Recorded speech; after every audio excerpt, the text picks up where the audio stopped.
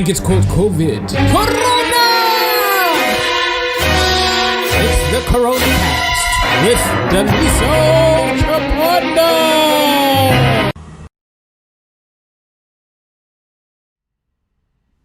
Hello, and welcome to the Corona Cast comedy show. Here with me, Daliso Chaponda. If it is your first time tuning in, this is simply a show where sometimes it's a talk show, sometimes it's me melting down into a puddle of insanity, sometimes it's a talk show, sometimes it's jokes.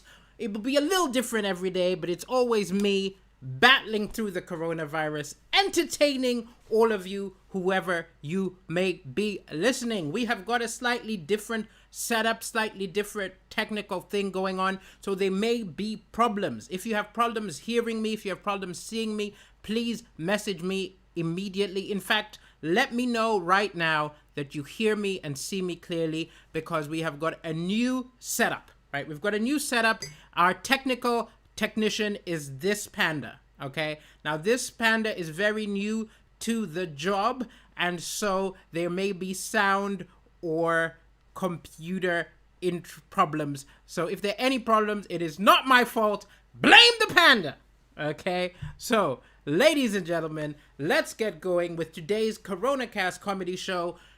A little message, thanks to the sponsors. This show, oops, there are no sponsors. In fact, when I thank the sponsors, you gotta turn the mirror around to you, because this is a show made for and produced by you. You are the sponsors, ladies and gentlemen, and any one of you can become a new sponsor. If you look down where you're watching this, there are links for either where you can contribute to the show or whether you can become a Patreon to the show, either via Ko-fi.com or via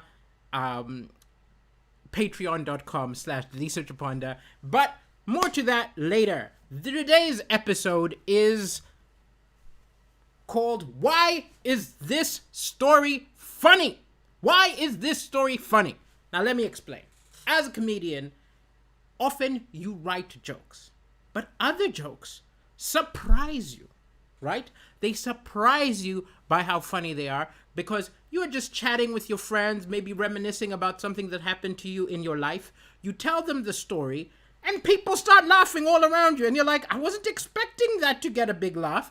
Gets a big laugh, and then you start thinking, okay, what made this story funny? Why do I say this? Because a joke or something that is funny in life at a party with your friends is not necessarily equally funny from the stage. There are many people who think they can be comedians because they're the funny guy at the party, but no, they are funny with their friends, with that pre-built relationship, and often the friends know all of the characters in the stories that they're telling. Many people will go on stage and say, I've got this wacky friend who did this wacky thing, and it's not funny because that person is not there, and the people who are listening to the story are not familiar with Wacky Brian. So sometimes you have to look at a story, say, why did people find it funny, and remix it. I'll give you two examples. I have a joke which I did on Britain's Got Talent,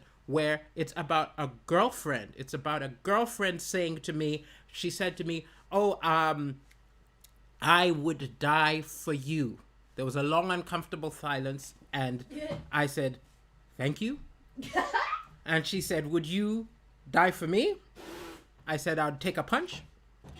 And she punched me in the face, right? Now that joke actually comes from a real story. Something that happened to me, which was being with a girlfriend, being a little awkward when she said, I love you, and I wasn't able to say it back. And I was just kind of like, cool, that's wonderful to hear. And it was really awkward. And that's not funny. That was very funny to my friends who knew me, who knew her, but I had to add some flavor to it in order to make it funny in stand-up comedy. Sometimes it goes even more bizarre than that.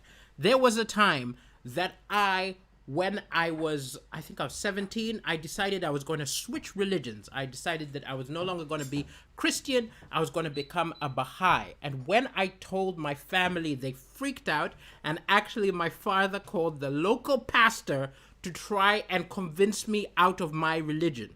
And it was lots of yelling. There was my dad on one side. There was a pastor on the side. There was me saying, no, it's my brain. It's my beliefs. It's my soul. I can switch religions if I want. And them telling me, you can't switch. You can't switch. You can't switch. And it was very funny when I told my equally religious friends. But when I tried to do it on stage to a very secular audience, they couldn't get what was so funny about this because they didn't necessarily believe in it or it didn't matter as much as them. So I remixed it and turned it in my stand-up comedy into a story of an exorcism, of my parents calling around an exorcist, whacking me, and me going, and then they're saying, Satan, leave this boy, and then I'm saying, I play along, I was like, yes, I am Satan, and it's like, I'm leaving, and then I point at my dad and I go into him. All of that came from a story, and I asked myself, what is funny to me about that situation? And then I remixed it, right? And then I remixed it,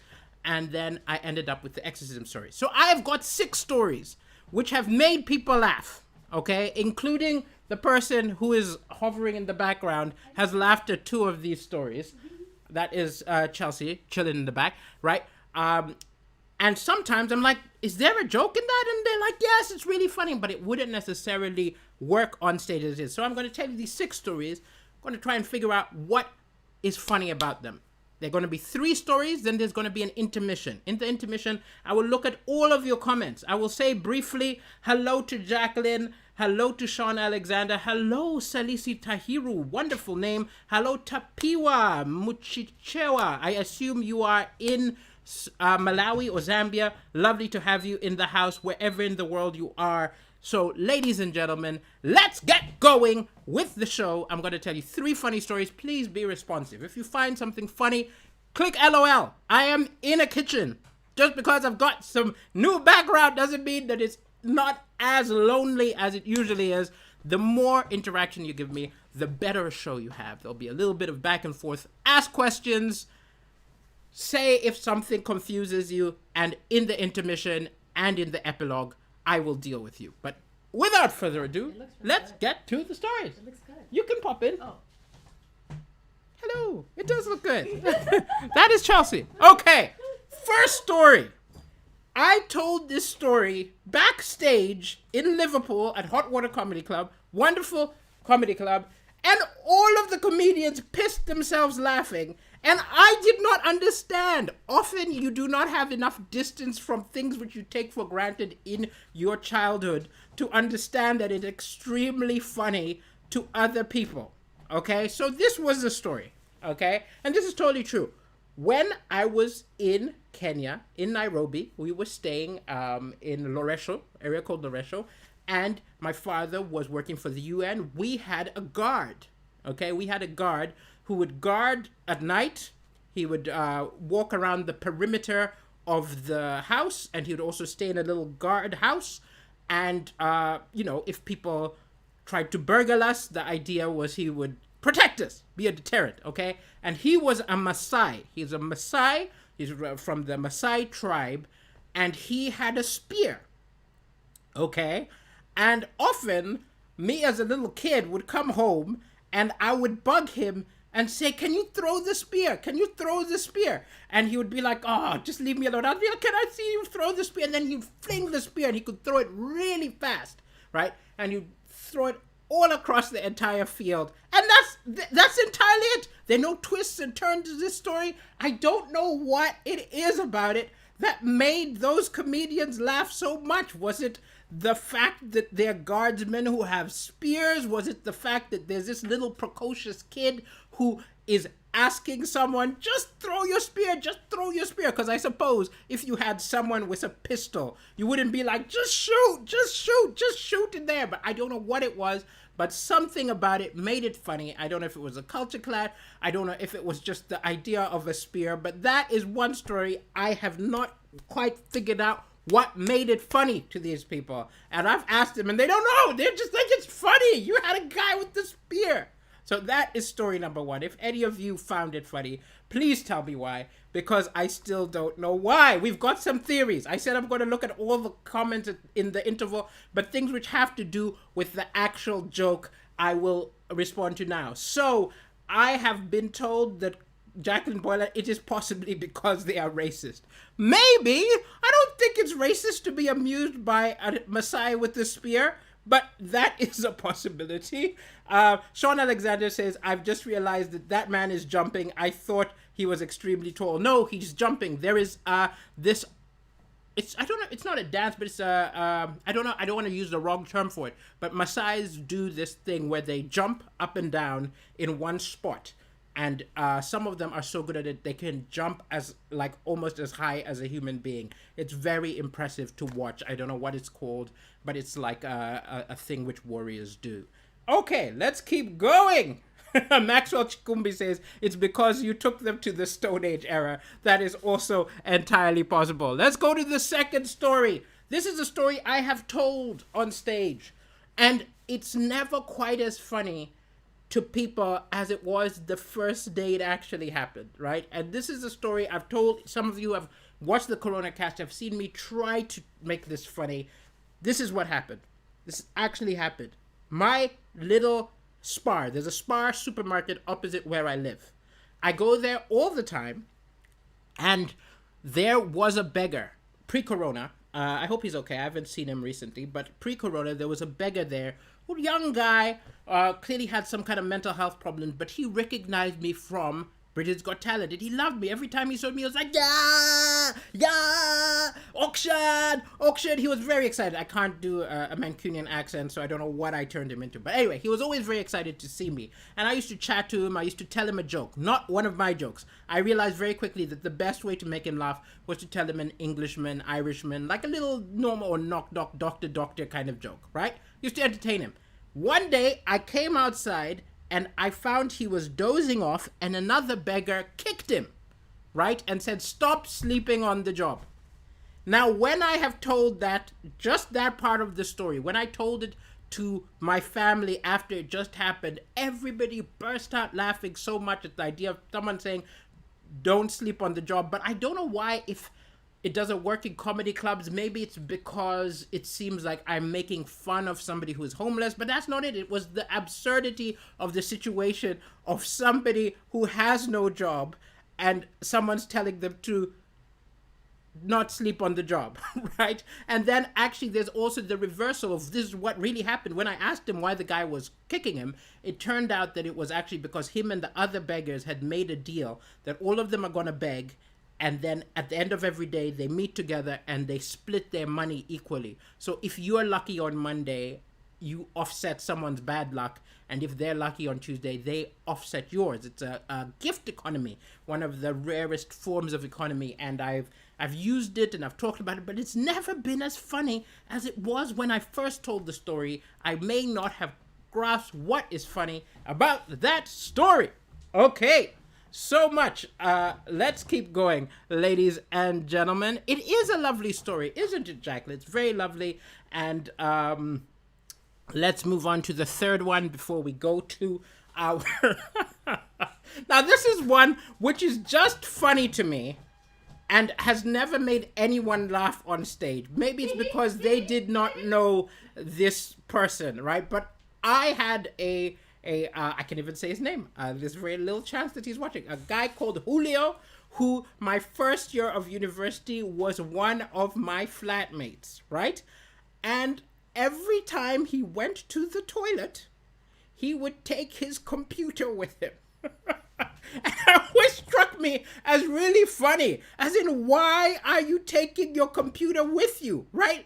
Do you want to type a dissertation while you're on the toilet? I never understood. Did he just mistrust me, right? Did he think that if he leaves his computer, I'm going to steal it, right? I never understood. How can you take a computer, right? And how long do you think you're going to be? What kind of, like, digestive problems do you have that you need your computer? There are other dirtier possibilities, but every time, right? It can't always have been planning to go watch some porn. in the toilet, right? But what was funny was, I remember there was a time when my computer broke down and he said, you can use mine. And I was like, no, thank you, because I just had the mental image of him possibly before he's washed his hands using that computer. There's something funny about it. I'm not sure what is funny about it. And I'm going to someday crack it and then I'm going to reinterpret it into a fabulous joke. Okay, ladies and gentlemen, it is time for the intermission. I don't know if this is going to work, but this is where I answer your questions. This is where I chat to you. So please put any comments.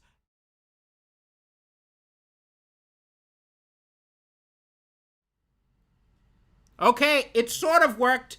It has some issues which will be fixed by tomorrow. The panda, you have not done your job. They're not meant to be these little cracks in the green screen. So you will be punished. Okay, let us get to it, ladies and gentlemen. These... Are you okay?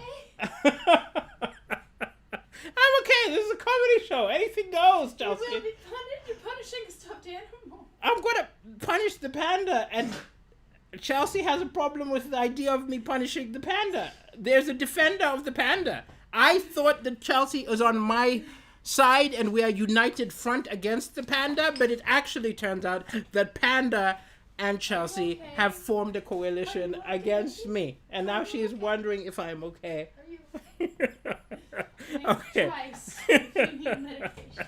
Let's get started, ladies and gentlemen. Let's see what's going. Haha, is that a new intro, says Jacqueline Boylan. Actually, that is an old intro. When I first started the Corona Cast, I made a little intro and then I stopped using it because it was very complicated to put it up and then switch to another thing. But now that I've got the green screen and stuff and I can switch from one setting to another, I decided to keep it. Okay. Anything else? What have we got here? Sarah Hall says, don't blame Panda. Okay, so it's not just Chelsea. It's Chelsea and Sarah Hall all uniting against me with the panda. Panda, you are very persuasive. Go into politics. Okay, Sarah Hall is liking the background. Glad you're liking the background. Let's see what else we've got going. Kinnard tells me to keep doing the good work. I will keep doing it. I was a little bit depressed yesterday, so I doubt it was a very good episode because I was just down. I'd written jokes. I didn't deliver them with any vim and persona, which is necessary to make things funny because I just found out we're going back into lockdown. So many plans of mine fell apart. I had been catfished by hope. I know a lot of people have been catfished by hope, where it was one thing when you were enduring, but as things seem to be opening up, you get hopeful, and then to have them crushed again was very depressing. I was looking at my finances. I was depressed. Actually, as I mentioned finances, good moment to say this is a show sponsored by you, the viewers. If you want to contribute, you'll find the links under whatever place you're watching me. You can go to ko-fi.com/Daliso Chaponda, or you can go to patreon.com/Daliso Chaponda. No amount is too small. Please, if you've got any extra pennies, throw them my way. I will use them well, okay? You can even use that motion as you throw them at me. Okay, let's move on. Let's see. Jacqueline Borden says, it is just bizarre to us, and the fact it isn't to you is hilarious. You may be right. It's probably the fact that, to me, having a Maasai guard was just normal. And maybe the laugh wasn't added, but the laugh was the fact that I talked about it like it was nothing bizarre, which often is incongruity where comedy comes up. Okay, excellent. Let's see how we're doing. It's funny if you don't take your phone to the toilet. I don't take my phone to the toilet, Jacqueline Boylan. I understand people like who are multitasking on the throne, right?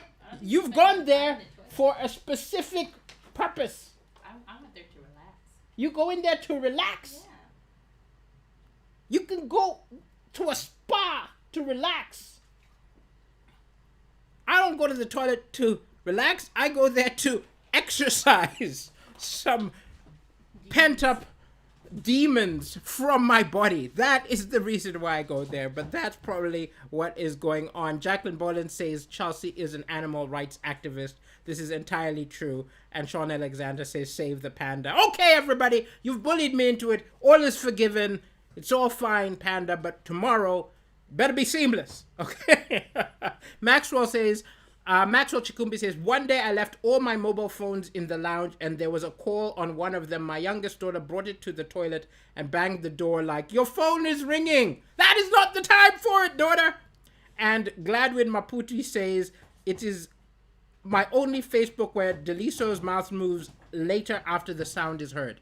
No, what that is an internet connection thing. So for some reason, it's not synced. So what you can do is you can either refresh, which might help it, or you can just wait until this is all done and watch it on YouTube. At least I think that's the case. If anybody else is having my lips and my mouth not synced, let me know and we will fix it for tomorrow because maybe I need to change the settings. So I suspect it's you, but you can just imagine you are watching an old Kung Fu movie. I don't know if you ever used to watch the old Kung Fu movies where they didn't do the syncing well when they dubbed it, and it would be like, you kill my teacher.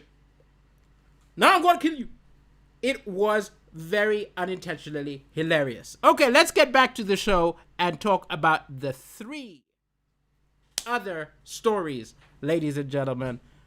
Story number 4. This is actually a story which I told Chelsea, and she found very funny, that I didn't even realize was funny. So this is actually not my story. This is my mother's story. Oh, is this the one about the albino? Yes, it is.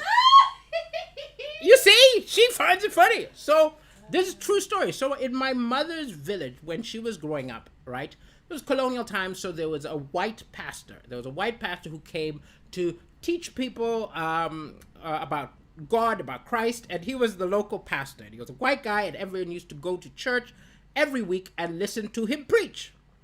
And then one day, someone in the village gave birth to an albino baby, right? And everybody assumed that the child was white-skinned because the pastor had been having a little bit of extracurricular fun. Now, those of you who understand modern science know, of course, that albinos is not because somebody white has been the parent. But that is very difficult to explain to people in a village. Over, like, it was, 60 years ago, right? So 60 years ago, this pastor is trying to explain, I didn't do it. And they're just like, you did it. Look, this is the only white man anywhere within the 20-mile radius. Clearly, he is the one responsible, right? And then at the end, he called everybody to church, and he tried to explain, he said, things happen, under God, things happen which can't be explained. Things happen sometimes, and this is what happened. But it's something that is beyond our understanding. It's like a miracle. And he said this, and all of them interpreted it as, oh, he's apologized. He's apologized now. We can go back to church. So that is the story. That is the story of what happened. There's something very funny about it. I'm not sure because it doesn't work on stage. I told it once, but there's something inherently funny which I may need to remix. If you find it funny, let me know and it'll point me in the way. I think it's the culture clash, and also trying to explain you didn't commit the crime when you look like the number one suspect. I think those probably are the funniest bits about it. Okay, let's keep going, ladies and gentlemen. Next story. This is a story which I've tried to make funny. I tried to put it in my Love Sucks show several years ago. I couldn't make it funny. But when I told friends about this, they all lost their minds laughing, particularly if they knew the woman in question. So this happened when I was in high school. So when I was in high school, one of my high school girlfriends, I only had 2, but my second one, right, the second high school girlfriend, I was seeing them and they were very uncomfortable and they asked me to have a chat. So We went to her room and we had a chat in which she revealed to me that she had cheated on me, right? That she had cheated on me with some older guy, and she told me this. It was very emotional. And I was like, oh, that's terrible. And I was kind of upset. I was depressed. But then I was like, look, it'll be difficult. But over time, I think I'll be able to forgive you. I'm glad that you told me and I didn't find out some other way. It'll be hard, but I'll forgive me. At which point, she said, oh, you've got the wrong idea, okay? I wasn't telling you that I cheated on you so you could forgive me. I was telling you that I cheated on you and I'm leaving you for him. And it was extremely terrible, but it was extremely funny because of my feeling magnanimous and feeling that I was going to forgive her, while meanwhile she was aiming to hide. It was one of those moments where I was like, could I just rewind? Could I just rewind to 5 minutes ago and take you telling me you cheated on me differently? Can't I use the moment to knock something over and storm out and retain some dignity in the situation?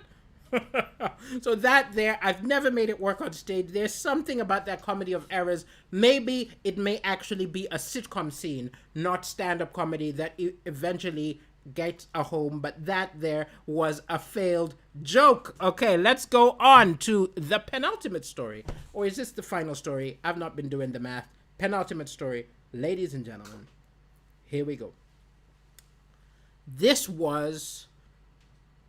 What story was this? Why do I have a picture of flats? Oh, how could I forget this? A lot of my funny stories, which I can never recapture how funny it was, involve relationships because funny things happen. And this was in Canada. I was in university and I was staying in a tiny flat. And it was weird. You were only allowed to have one person in the flat. Very weird kind of way to have so it was a one-person flat. I was only allowed to have one person in the flat. If you have another person, you're meant to pay more. So I had a girlfriend living with me right after she graduated ahead of me. So for a few months, she was no longer in university residence. So she stayed with me in this flat, right?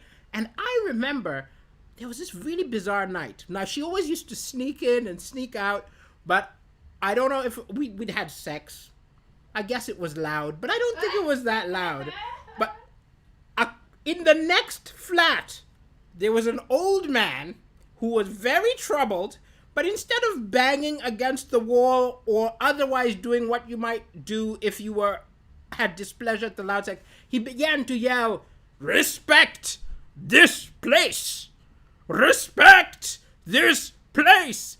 And it was really weird, right? Because he kept saying it. He kept saying, "Respect this place, respect this place," like a mantra. And she was terrified he was going to come over and bang on the door. And it was just like, he kept going. He was trying to say, "Respect this place," as long as we had sex or something, some kind of competition. I don't understand, but I've always had that memory of respect this place, and us giggling and then getting a little bit worried over this man yelling out, "Respect this place." He might not even have been talking to us. He might have been talking to some person he had snuck in who had been disrespectful of his flat, but we suspected it was us. Final one. Oh, Jacqueline Boylan says, "I did it in Wigan. You thought it worked. Maybe it's not haha funny because we are cringing for you." That's true. So this is the story of the girlfriend saying, "Oh, actually, I meant to break up with you. I did it in Wigan and it didn't quite work. But you are right. There's something in it which I need to deliver so that everybody can laugh and know that I'm over it." Okay, let's move on to that was the last story, ladies and gentlemen. So those are stories on the way to jokes. There's a lot of rewriting which occurs. I have a funny incident happen in my life and I change it and remix it until it becomes a joke, which is also why it's really funny when something tragic happens or something bizarre happens. People say, "Oh, don't put me in a joke." By the time I put you in a joke, you would be unrecognizable because I changed so many facts. This has been, ladies and gentlemen, the Corona Cast Comedy Show with me, Daliso Chaponda. I will put a final reminder. Oops. Okay, there's some kind of technical issue there. Okay, I wanted to say that you can support the show, right? You can support the show if you like. I don't know how to do this, right? Okay, clearly there's some technical issues we haven't hashed out, but I have a graphic which says feed this African. I can't get to it. I'm still figuring out the green screen thing, but this is the new improved CoronaCast comedy show. As we are going into lockdown, I realized I need to hunker down, get a green screen, because this is going longer than I know. Thank you so much for supporting me. The other thing which I will be doing is I used to do a gaming stream. And then this is on twitch.tv/DelisoChaponda. I stopped doing it because it was taking a lot of time, and I also felt we're getting out of lockdown. I don't need to be trying to cultivate the gaming audience as well. Now that we're going back into lockdown, for lockdown, I'm going to be following the CoronaCast with a gaming stream again. So from probably from 8 o'clock. From 8 o'clock GMT +1 until 9 o'clock GMT +1, I'm going to be twitch.tv/DelisoChaponda playing a little bit of Hearthstone video game, chatting with the people who join. I'll answer questions, I'll chit-chat. It's just chill, playing some music, playing some games. Feel free to stop by. If not, see you tomorrow with another CoronaCast comedy show. I think tomorrow's theme is going to be tips to survive lockdown part 2.